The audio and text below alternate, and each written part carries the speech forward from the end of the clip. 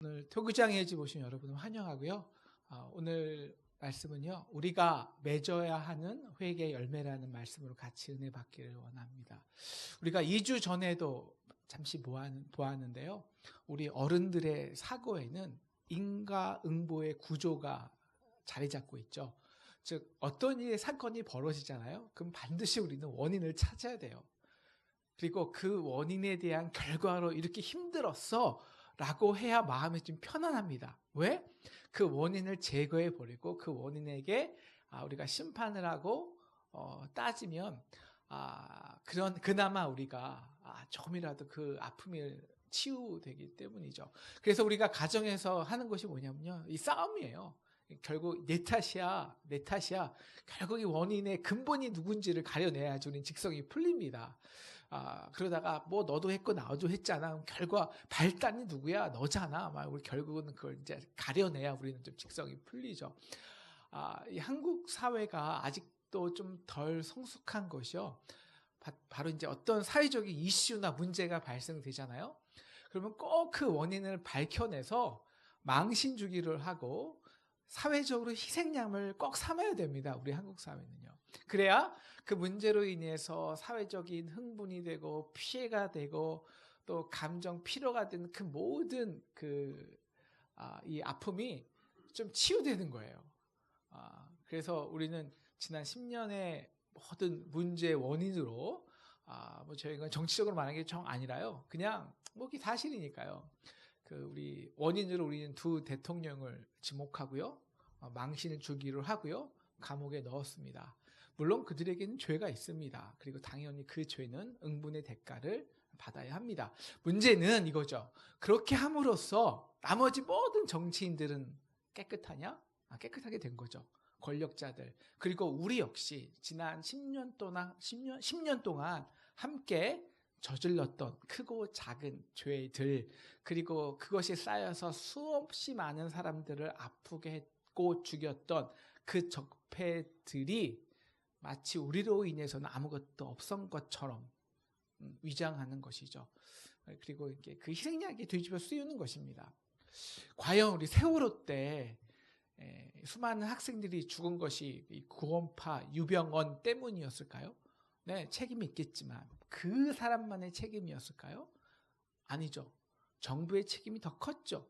그렇게 하지만 정부는 한 명으로 희생양을 삼는 것이죠. 그렇게 해서 정부의 책임을 피하는 것이고요. 하지만 정부만 잘못이 있을까요? 아니요. 거기에는요, 자라나는 이 세대의 복지나 안전보다는 이 경제 성장 논리, 누구요? 기성세대의 경제 성장 논리가 더 중요하게 자리 잡았던 이 어른들의 잘못입니다. 그리고 지금도 이 경제 논리로 인해서 세월호 때 희생된 아이들보다 몇백 배 혹은 몇천 배 많은 아이들이, 그 아이들의 생명이 엄마 뱃속에서 죽어가요. 우리의 이기심 때문에 뿐만 아니라 우리의 이기심 때문이죠. 뿐만 아니라 세월호는요, 이 대한민국 교육 시스템의 민낯을 드러냈는데요, 이런 교육 시스템을 만든 것은 우리 부모 스스로의 책임입니다. 그러니까 그것은 인재죠. 그 인재의 그 재는 인간의 이기심, 욕심, 교만, 나태함이라는 것이 죄가 다 자리 잡고 있는 거예요. 그런데 우리는 그 원인을 찾고 그 인재의 모든 원인을 어떤 한 사람을 특정함으로써 그 죄로부터 우리가 스스로 자유함을 누린, 나 때문은 아니야. 마치 빌라도 같은 거죠. 손을 씻고 나와는 상관없어 라고 하는 것이죠. 오늘 예수님에게 이제 두 사람이 와서 하나의 재앙에 대해서 이야기를 하는 겁니다. 유대인들은요, 다른 민족에 비해서 민족의식이 유달리 이제 강한 사람들이잖아요. 그래서 이 로마 제국의 압력에 대해서 크고 작은 저항을 했는데요. 그 중에서도 이 갈릴리 사람들이 호전적이라 더 했나 봐요. 그래서 이제 갈릴리 사람들이 성지 순례차 예루살렘에 왔다가 이제 이렇게 폭동을 일으켰습니다. 이 로마 총독인 빌라도가 이들을 무력으로 이제 진압하는 그 과정에서 이제 죽여버렸는데요. 그냥 죽인 것이 아니라 성전 제단에 바친 동물의 피 있잖아요. 거기에 자신들의 그 죽인 갈릴리 사람들의 피를 섞은 거예요. 이것이 왜 유대인들에게는 상상할 수 없는 재앙이었냐면요. 그냥 그렇게 죽은 것도 끔찍한 재앙인데요. 죽은 후도 그 사람은 영원히 하나님께 저주받은 자가 되는 거예요. 동물의 피와 이 제단의 피와 섞였기 때문에. 그러니까 어떤 제단의 피로도 죄를 씻음 받을 수 없는 거죠. 도대체 이렇게 묻는 거죠. 도대체 이런 재앙이 일어난 게 그 원인이 빌라도의 잔악함 때문입니까요? 아니면 이 갈릴리 사람들, 저 사람들이 특별한 죄가 있기 때문일까요? 물어보는 겁니다. 예수님으로 둘 중에 하나를 선택하라는 거예요. 지목하라는 거예요.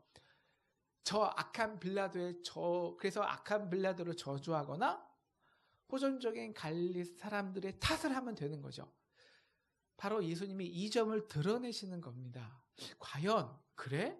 그러면 과연 이것이 너희와는 아무 관련이 없는 사건이 될까라는 거예요.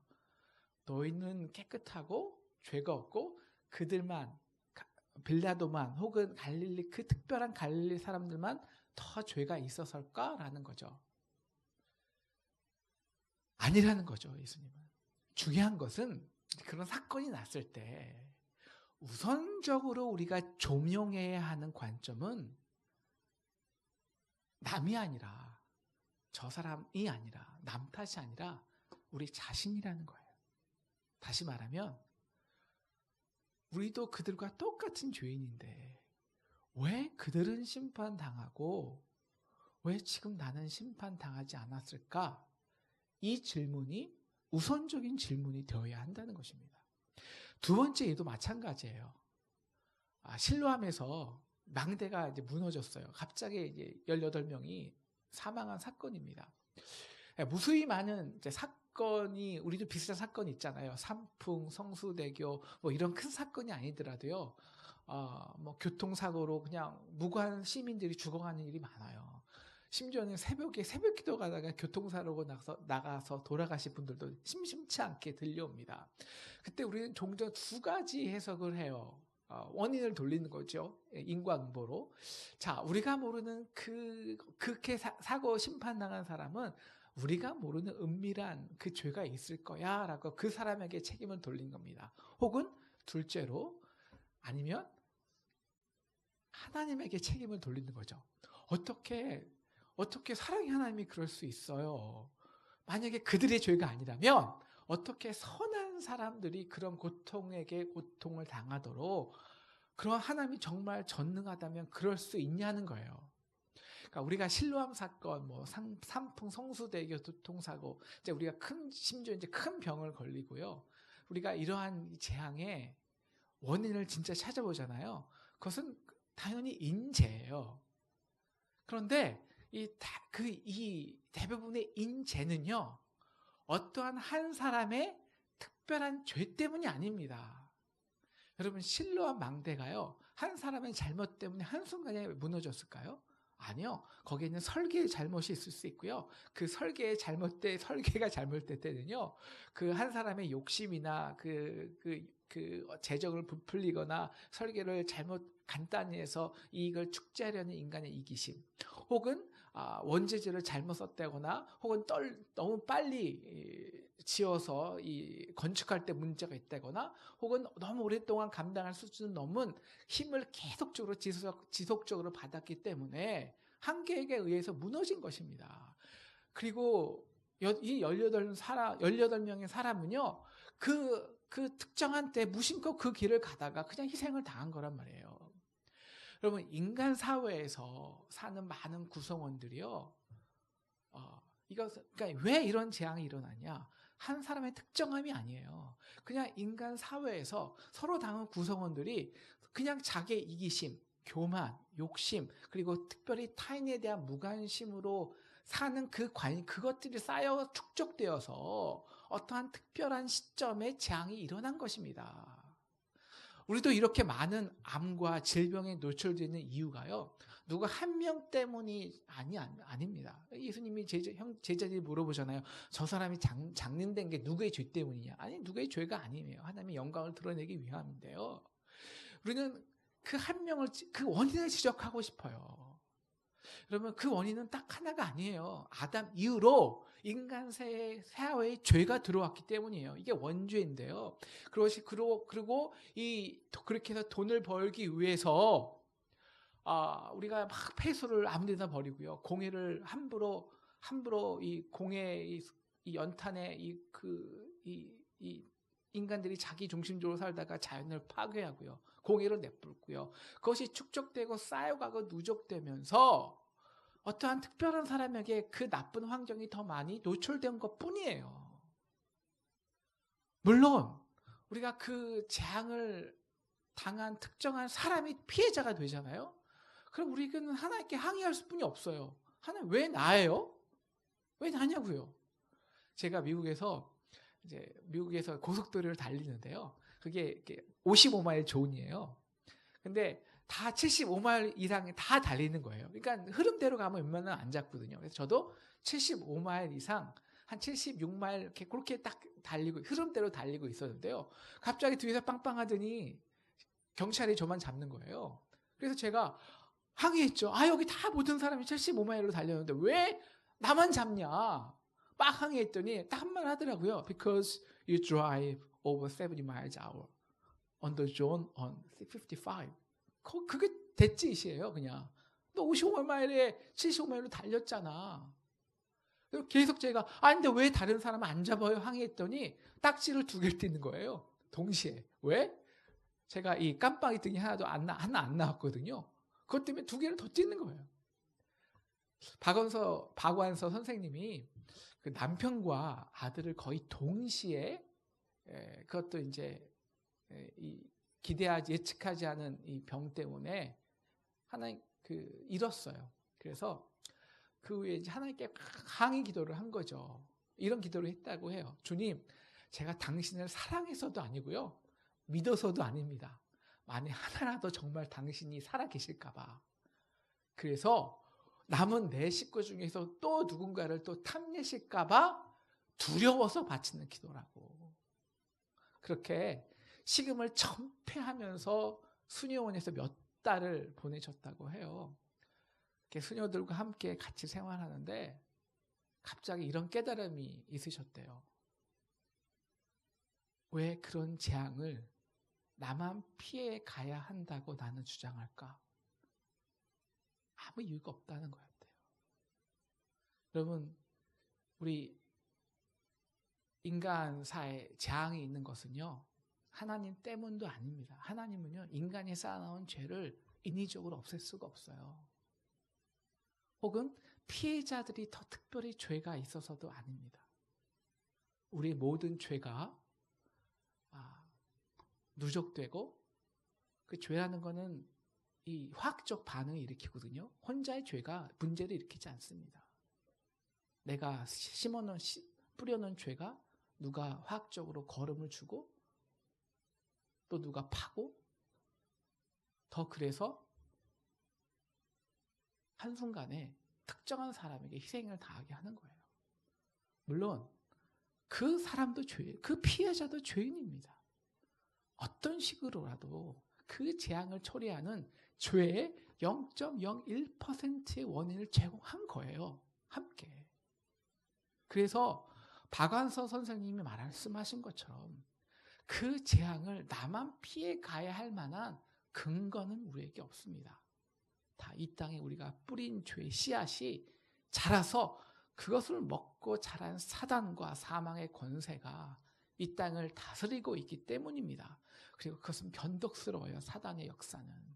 아무 때나 우리 중에 누구를 공격해도 우리 중에 누군가가 왜 나야 할 수 없는 것이 결국 우리가 그 죄를 뿌린 거거든요. 내가 팔 수도 있고요. 내가 거름을 줄 수도 있는 거예요. 그래서 누구라도 그 심판을 피해야 할 권리는 우리에게 없습니다. 그래서 오늘 예수님이 말씀하시는 핵심은 그래, 그들은 그의 죄로 인해서 심판당했다고 하자라고 말 안 하는 거예요. 그러면 너희는 묻는 거죠. 우선적인 조명이 남 탓이 아니라 우리를 봐야 되는 거죠. 야, 너희 근거 좋아하잖아. 당이 좋아하잖아. 그럼 그 근거를 대봐. 너희 역시 죄인인데 너희가 심판당하지 않고 이렇게 나름 잘 살고 있어야 하는 그 근거를 대봐. 이유가 뭐야? 라고 묻는 것입니다. 그래서 예수님은 두 번째 비유를 드십니다. 바로 우리가 잘 아는 무화과나무의 비유죠. 근데 그 무화과나무가 어디에 심겼을까요? 바로 포도원에 심겼습니다. 여러분, 포도원은요, 성경 전체에서 나타나는 핵심 본질이 있어요. 핵심 상징적인 게 있는데요. 바로 하나님이 이스라엘 백성을 이방 백성들, 그 죄가 지배하는 이방 백성들 가운데 특별히 선택하시고 보호하셔서 내가 너를 선택하고 보호해. 여기 나의 구역이야. 상징적으로 울타리를 치시는 이곳이 포도원입니다. 그래서 이사야서 27장 3절을 보면요. 나 여호와는 포도원 직이 되며 때때로 물을 주며 밤낮으로 간수하여 아무든지 상하지 못하게 하리로다 라고 말씀하셨습니다. 내가 열매를 보장할 거야 라고 말하는 거죠. 반면 무화과 나무는요. 그냥 이 땅 저 땅 가리지 않고요. 심겨서 자라는 게 무화과 나무예요. 농부가 특별한 케어를 하지도 않습니다. 그냥 자라요. 그래서 운이 좋은 땅에 떨어지면 심기면 열매도 얻는 거예요. 하지만 운이 나쁘면 날씨도 나쁘고 특별히 그해의 기후도 좋지 않으면 그런 환경에 심겨진 무화과 나무는 당연히 좋은 열매를 맺지 못하는 거예요. 이것이 이 무화과 나무에 심긴 이 땅에 심긴 저와 여러분의 삶의 본질입니다.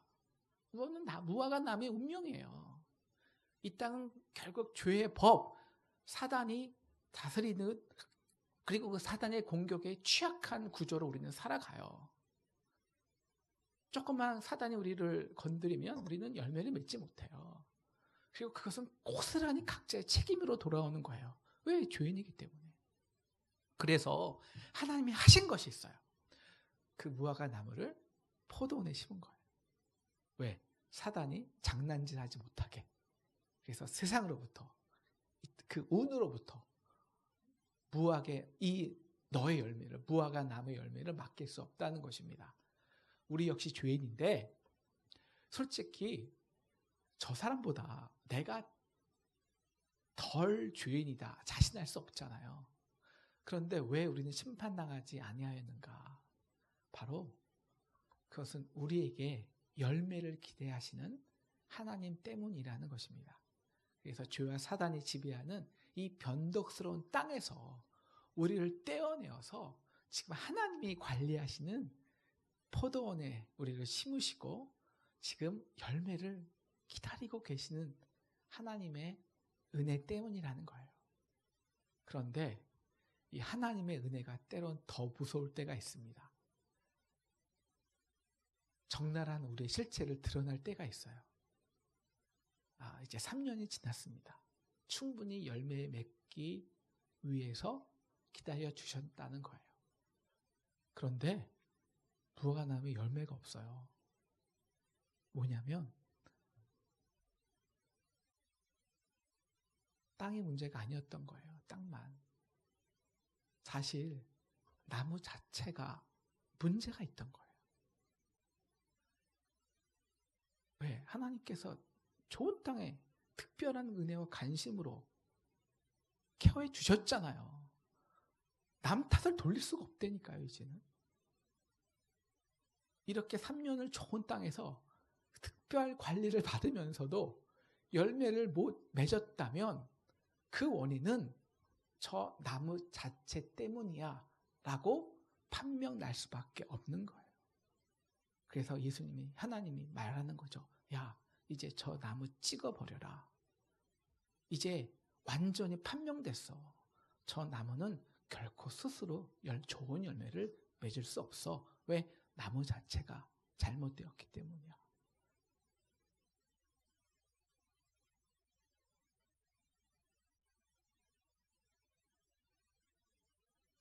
이제 우리는 도저히 남을 탓할 수 없는 거예요.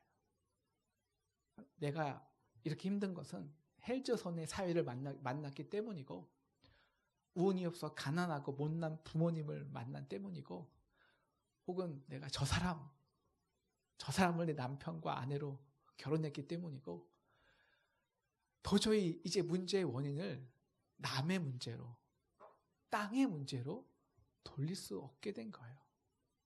모든 문제의 원인이 사실 나에게 있었던 거예요. 아, 하나님, 저란 존재는 원래부터 찍어져 던져 버려져야 하는 존재였습니다. 아니, 망대에서 심판당한 자보다 그 18명보다 더 못한 죄인입니다. 왜? 그 특별한 은혜 받고도, 그들은 기회조차 없었지만 나는 그 특별한 은혜를 받고도 열매를 맺지 못했으니까요. 이 귀한 땅만 버리게 되게 하였으니까요. 제가 미국에서 개척을 할 때도 그렇고요. 한국에 와서 개척하고 딱 3년이 지났을 때 제가 고백할 수밖에 없던 것이 바로 이것입니다. 처음 제가 이제 딱 사이클이 그런 것 같아요. 3년이나 4년이라는 흐름이 그런 것 같아요. 처음 제가 개척했을 때는요, 하나님 왜 나에게만 이렇게 힘든 사명을 감당해야 하는지 좀 불평이 나왔습니다.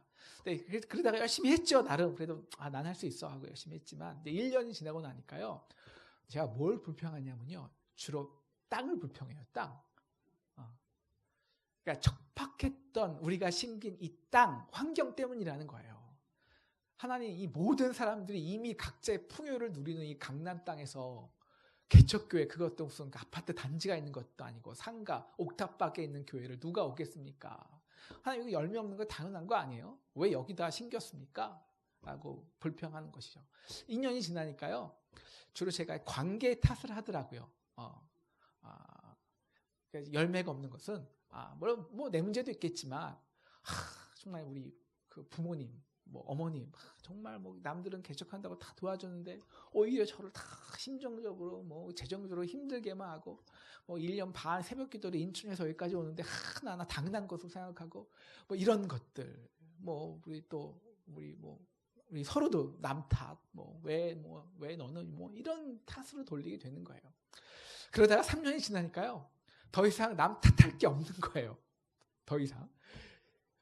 그리고 본질적으로, 객관적으로 3년 동안 수없이 많은 강남의 교회들, 특히 이제 저희 감리교 교단에 있는 강남의 개척교회들이 다 문을 닫았어요. 이 척박한 땅에서. 근데 그래도 우리는 문을 닫지 않고 버텨왔잖아요.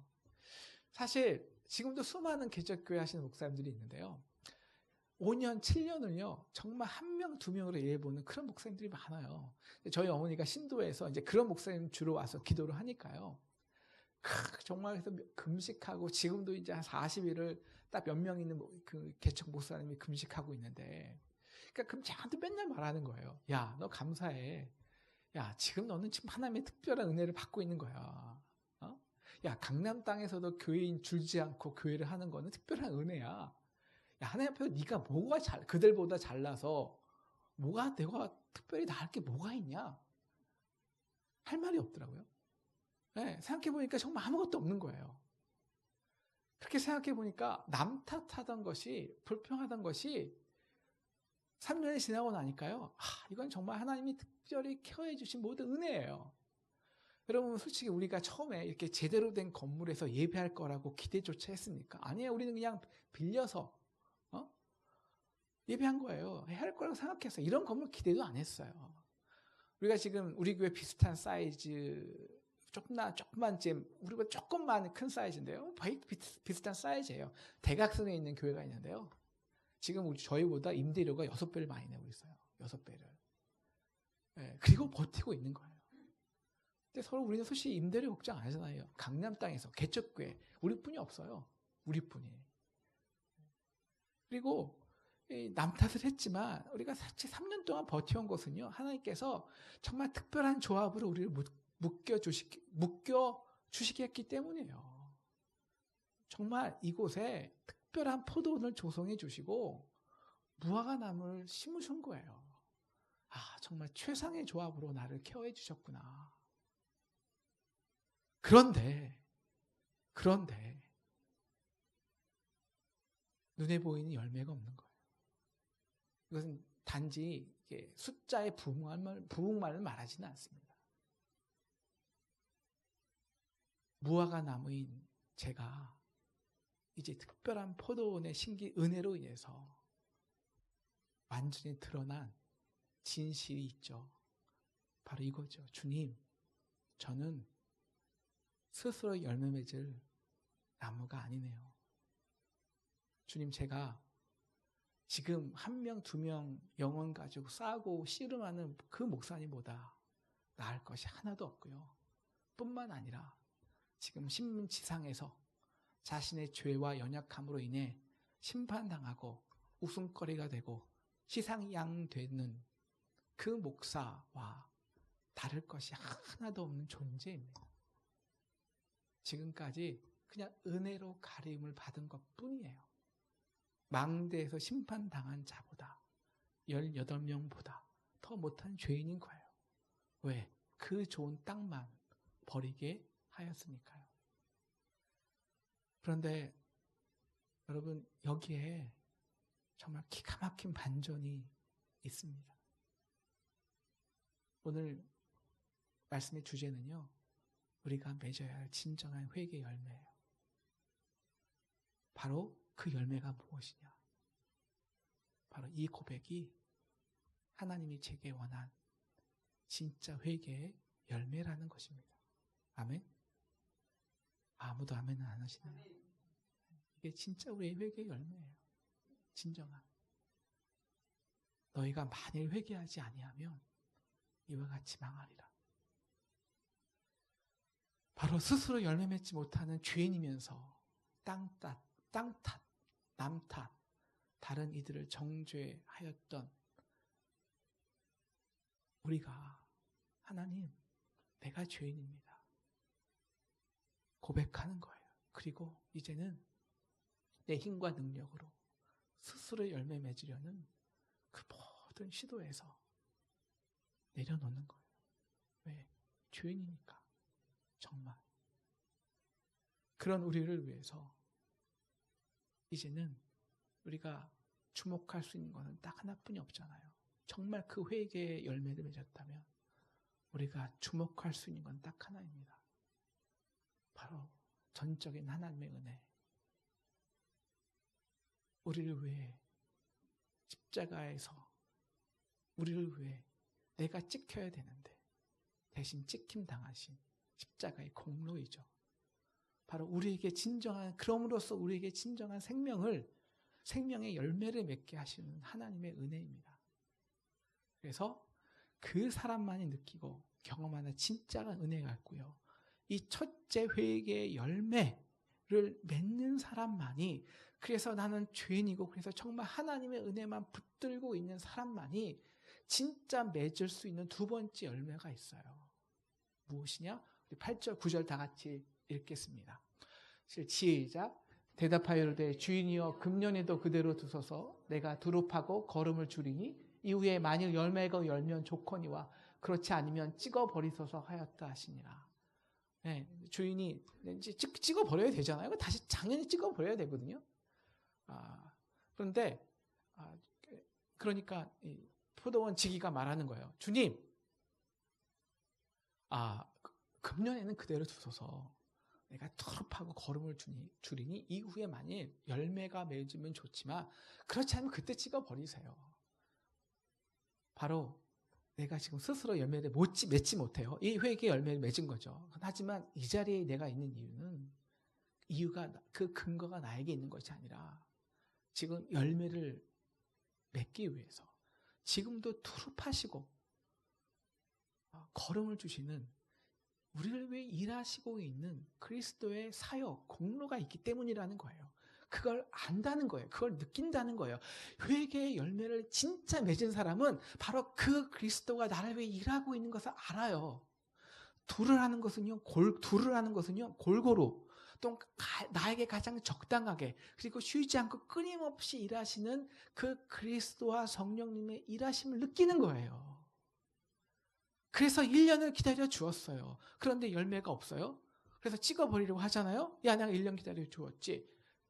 그런데 우리에게 스스로 열매 맺지 못하는 절망과 아픔, 그래서 전적인 십자가의 공로를 의지하는 그 진정한 회개의 열매만 있다면 이 포도원 지기는요, 또 주님에게 말하는 거예요. 주님, 1년만 더, 금년에도 그대로 두소서. 하나님, 내가 이들을 위해서 저 십자가에서 당신에게 이미 찍혀 버림바 되지 아니하였습니까? 1년만 더 주소서. 제가 더 두루 걸음을 주고 그들을 위해 사역할게요. 성령님이 중보하시는 거예요. 그래서 예수님이 십자가상에서 우리에게 이렇게 말씀하시는 거예요. 주님, 저희를 위하여 저들의 죄를 사하여 주옵소서. 저들은 자기가 하는 것이 무엇인지 모릅니다. 여러분, 어떤 사람들은 이 성경 말씀을 단지 1년 유예의 사면이라고 말해요. 유효기간이 1년이라는 거죠. 아니요. 이것은 영혼까지입니다. 영혼까지. 완전한 사면을 선포한 거예요. 여러분, 사면은 그 사건에 대하여 재판을 청구하는 일을 완전히 소멸하는 것입니다. 왜냐하면 그 사건에 대한 책임이나 벌을 더 이상 물을 수가 없기 때문이죠. 왜냐하면 누군가 그 완전한 심판을 이미 담당했기 때문입니다. 그래서 이 세상에서 우리를 심판을 하는 사단의 세력, 죄의 법에 대해서 하나님 예수 그리스도가 완전하고 충분한 심판을 이미 당했기 때문입니다. 그래서 이 인간 땅에서 우리를 끊임없이 심판하려는 그 사단의 세력에서 하나님은 우리를 위해서 완전한 승리를 십자가에서 선포하신 것입니다. 그래서 우리에게 진정한 의의 열매를 맺게 하시는 것입니다. 바로 이것이 우리가 맺어야 할 두 번째 열매죠. 정말 아무것도 할 자격이 없는데 오직 하나님의 은혜로, 그 십자가의 공로로, 그 일하심으로 우리가 지금과 같이 조금의 열매를 맺었다면 진짜 두 번째 열매는 무엇이냐? 하나님, 이 열매는요, 정말 내 힘과 능력으로 맺은 열매가 아닙니다. 그 열매를 나에게 돌리는 것이 아니라, 나를 위해 쓰는 것이 아니라, 정말 그리스도가 우리를 위하여 아버지께 찍힘 당해서 얻어낸 은혜라는 것을. 그래서 그 열매를 나를 위해 쓸 수가 없어요. 도저히. 내 것이라고 말할 자격이 없는 거예요. 그래서 너무, 여러분, 왜 많은 사람들이 회개 열매를 맺고도, 그래서 그 회개를 통해서 열매를 맺고도 많이 나가 떨어지냐, 실패하냐. 그 열매를 내가 맞은 것으로 착각하는 거예요. 내 것으로 돌리는 거예요. 그럼 다 썩거든요. 그럼 다 부패하거든요. 오히려 더 큰 죄가 되거든요. 근데 내 것으로 돌릴 수가 없는 거예요. 그래서 기쁨으로 나누는 거예요. 흘리는 거예요. 이게 우리가 맺어야 하는 진정한 두 번째 회개의 열매라는 것입니다. 말씀을 정리할게요. 여러분, 우리는 죄가 지배하는 세상에서는 어쩔 수 없이 재앙을 만나요. 어떤 이들은 빌라도의 칼에 죽고요. 인간의 권력에 의해서. 어떤 이들은 신라와 망대에 무너져 죽고요. 어떤 이들은 병들어 죽고요. 근데 우리가 그런 재앙을 당하지 않고 자연적으로 죽었다 한들 사실 그 차이는 별거 없습니다. 결국 마지막에는요, 우리는 죄와 사망의 권세에 의해서 죽음을 당하는 것은 똑같은 거예요. 아무도 여기서 벗어날 수가 없습니다. 그래서 우리는 십자가의 포도원의 전적인 하나님의 은혜로 심겨진 무화과 나무입니다. 왜? 이 땅의 죄의 법에 지배하는 그곳에서 십자가의 사랑의 능력으로 완전한 은혜의 법에 지배하는 것으로 우리는 이전되었어요. 이전. 그리고 이미 하나님은 승리하셨습니다. 승리하신 거예요. 나의 능력이 아니라 십자가의 능력으로. 이것을 믿는, 이 믿음의 열매를 맺는 저와 여러분 되기를 주님으로 축원합니다. 그래서 우리가 진짜 회개의 열매를 맺기를 기도합니다. 하나님, 나는 스스로 아무것도 할 수 없는 사람입니다. 그런데 우리가 그래서 더 감사하고 주목할 수밖에 없는 게 있어요. 그런 우리를 위해서 하나님이 일하시는 거예요. 쉬지 않고 두루 파시는 거예요. 걸음을 주는 거예요. 그래서 우리 교회도 지금 이렇게까지 성장하고 열매를 맺고 있어요. 우리 책임인가요? 우리 능력인가요? 아니에요. 그러면 우리도 가만히 있을 수 없죠. 은혜로 인해서 더 열매를 맺어야죠. 더 두루 파야죠. 그리고 그 공로로 열매를 얻었다 할지라도 나의 열매가 아니라 정말 의의 열매로, 기쁨으로 그 열매를 나누고 흘리고 하나님을 찬양할 수 있는 저와 여러분 되시기를 간절히 축원합니다.